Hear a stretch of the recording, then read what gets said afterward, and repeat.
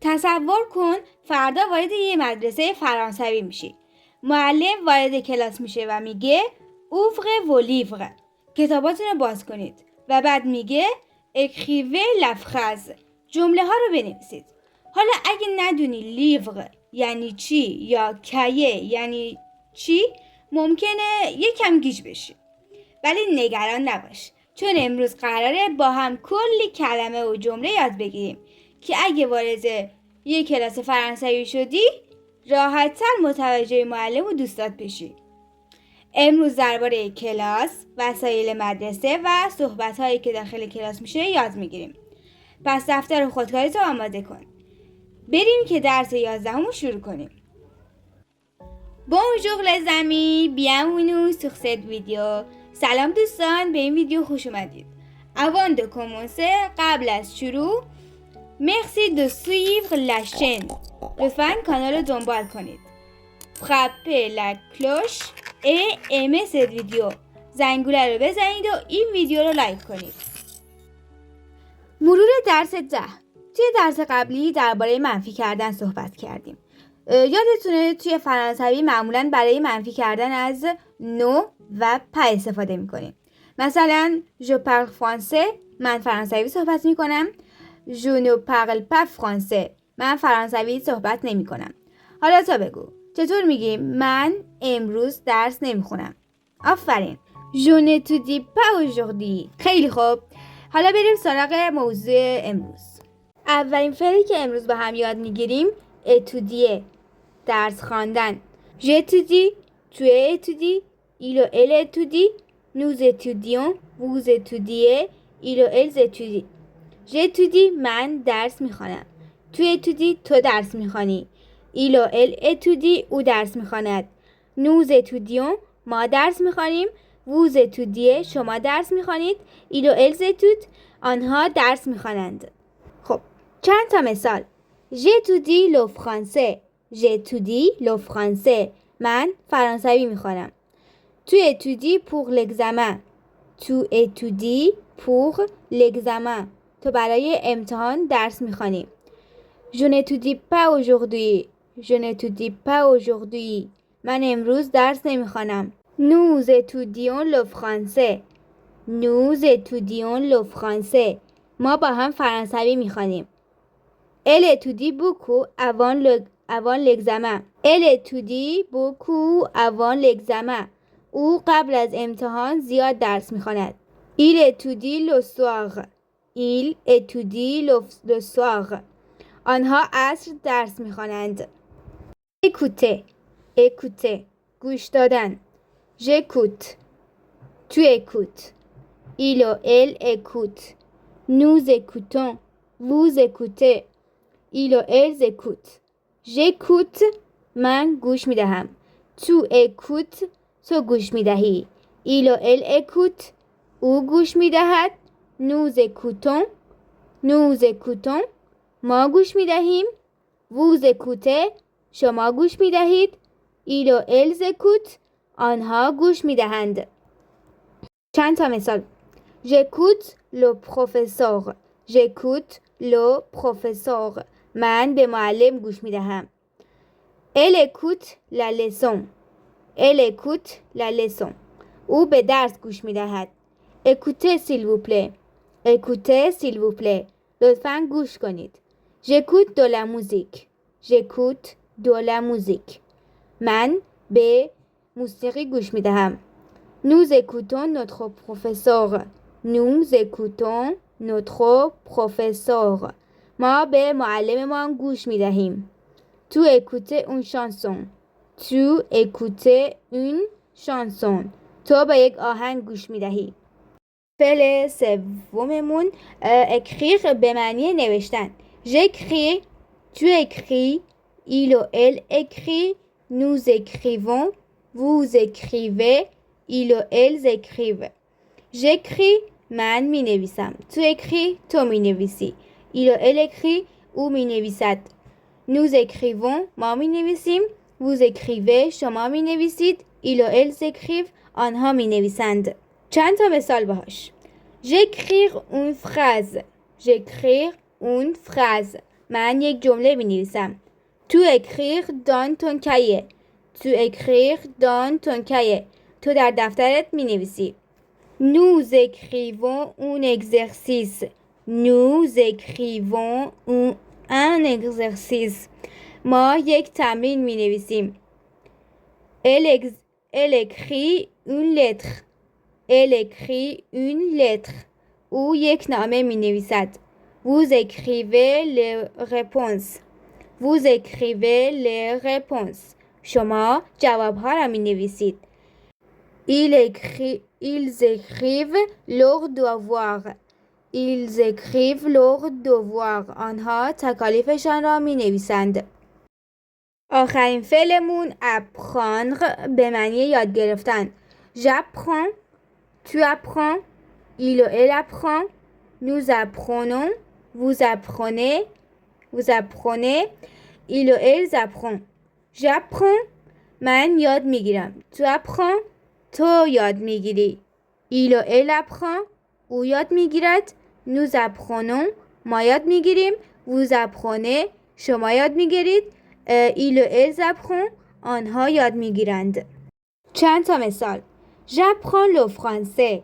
J'apprends le français. من فرانسوی یاد میگیرم. Nous apprenons de nouveaux mots. Nous apprenons de nouveaux mots. ما کلمات جدید را یاد میگیریم. Elle apprend une nouvelle leçon. Elle apprend une nouvelle leçon. او یک درس جدید یاد میگیرد. Il apprend le vocabulaire.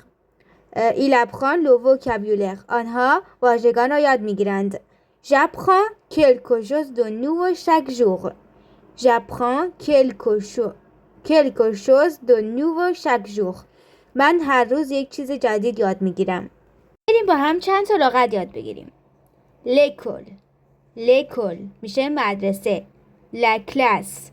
La classe. کلاس. Le professeur. Le professeur. معلم. L'élève. L'élève. دانش آموز. Le livre. Le livre. کتاب. Le cahier. Le cahier. دفتر. Le stylo. Le stylo. خودکار. Le crayon. Le crayon. مداد. La gomme. La gomme. پاکن. La règle. La règle. خطکش. La trousse. La trousse. جامدادی. Le sac. Le sac. کیف. La feuille. La feuille. برگه. La chaise. La chaise. صندلی. La table. La table. میز. Le tableau. Le tableau. تخته. Le feutre. Le feutre. magique. Le marqueur. Le marqueur. ماژیک یا نشانگر. Les ciseaux. Les ciseaux. قیچی. La colle. La colle. چسب. L'ordinateur. L'ordinateur. کامپیوتر. La calculatrice. La calculatrice. ماشین حساب. چند تا مثال. C'est mon livre. C'est mon livre. این کتاب منه. C'est mon cahier. C'est mon cahier. این دفتر منه. J'utilise un crayon. J'utilise un crayon. من از یک مداد استفاده می کنم. Mon sac est dans la classe. Mon sac est dans la classe. کیف من در کلاس است. Où est mon stylo? Où est mon stylo? خودکار من کجاست؟ La feuille est sur la table. La feuille est sur la table. برگه روی میز است. توی درس دهم رایج‌ترین نوع منفی کردن رو با هم یاد گرفتیم با نو و پ. Je ne parle pas français. من فرانسوی صحبت نمی کنم. یا elle n'aime pas le café. او قهوه رو دوست نداره. یا nous ne mangeons pas maintenant. ما الان غذا نمیخوریم. حالا میخوایم انواع منفی کردن رو با هم یاد بگیریم. به غیر از این نو و پ چندین تا نوع دیگه هم هستش که امروز با هم یادشون میگیریم. خب نو و ژمه. به معنی هرگز یا هیچ وقت. برای گفتن هرگز یا هیچ وقت ازشون استفاده میکنیم. مثلا je ne regarde jamais la télévision. je ne regarde jamais la télévision. من هیچ وقت تلویزیون نگاه نمیکنم. یا elle ne mange jamais de viande. elle ne mange jamais de viande. او هیچ وقت گوشت نمیخوره. یا nous ne sortons jamais le soir. ما هیچ وقت شبا بیرون نمیریم.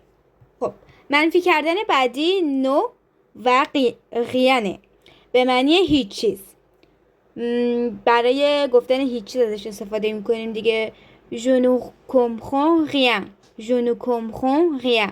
من هیچ چی نمیفهمم. هیچ چیزی نمیفهمم. il ne dit rien. il ne dit rien. او هیچ چیزی نمیگوید. elle ne fait rien.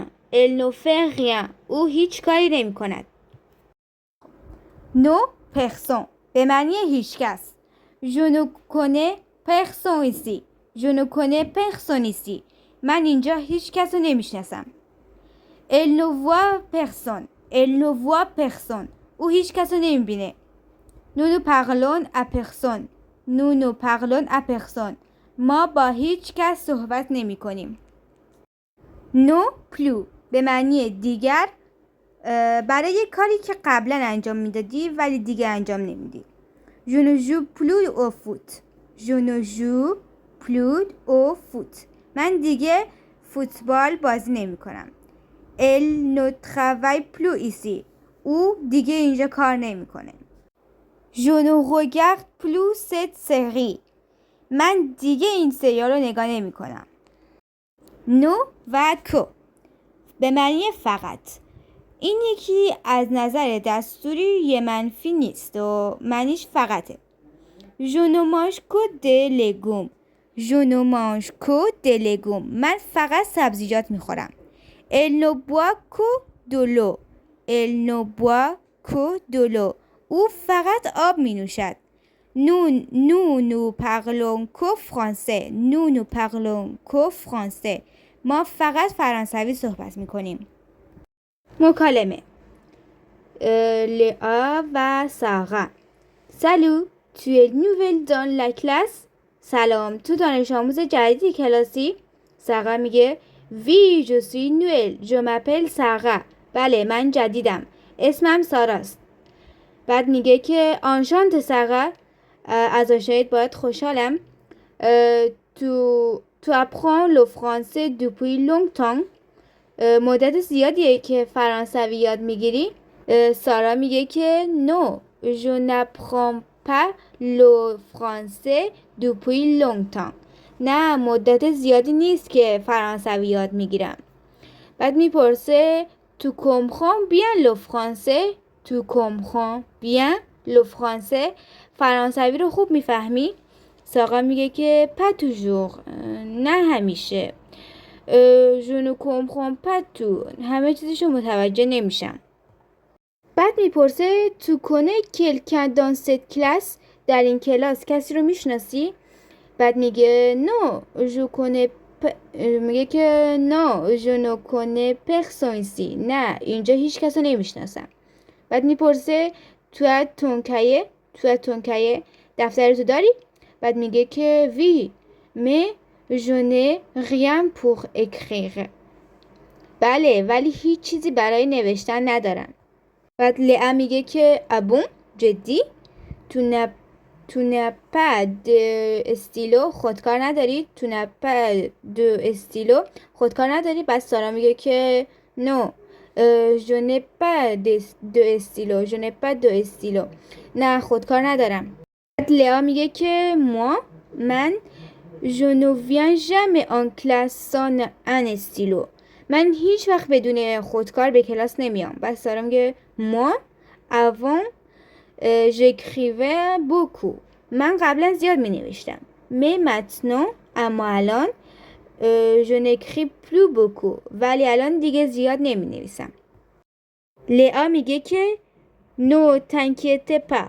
نگران نباش. je peux te donner un stylo. میتونم یه خودکار به تو بدم. و سارا میگه که merci, tu es très gentil. ممنون، خیلی مهربانی. لیا میگه که دو rien، خواهش میکنم. si tu ne comprends pas la leçon و اگه درس رو نفهمیدی demande-moi، از من بپرس. و ساقا میگه که d'accord je ne veux pas rester seul، باشه نمیخوام تنها باشم. on peut travailler ensemble، میتونیم با هم کار کنیم. بعد لیا میگه که bien sûr، حتما.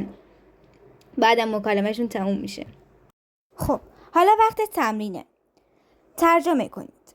j'étudie le français.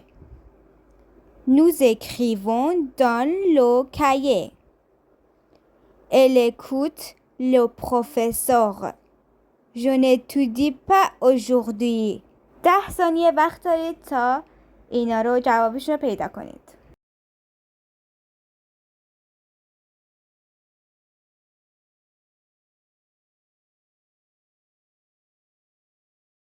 تمرین دوم. جمله ها رو کامل کنید. ژ با آپوستروف جای خالی، لو فرانسه. نو جای خالی، اون فراز. تو جای خالی، لو پروفسور. ایل جای خالی، دو نوو مو. از این افعال استفاده کنید. écrire، écouter، étudier و apprendre.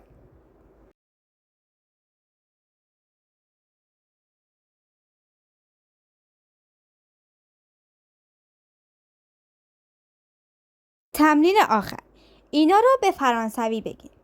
کتاب من، کیف تو، دفتر من، مدادهای تو.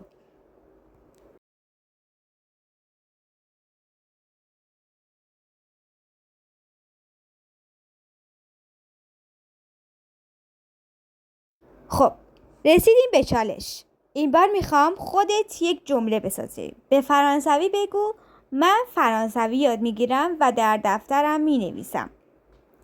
و بعد یک جمله منفی بساز. من امروز درس نمیخوانم. جوابتو توی کامنت ها برا من بنویس. اوکی لگا، cette vidéo est terminée et à bientôt. دوستان این ویدیو به پایان رسید. تا ویدیوی دیگه خدا نگهدار و به زودی میبینمتون.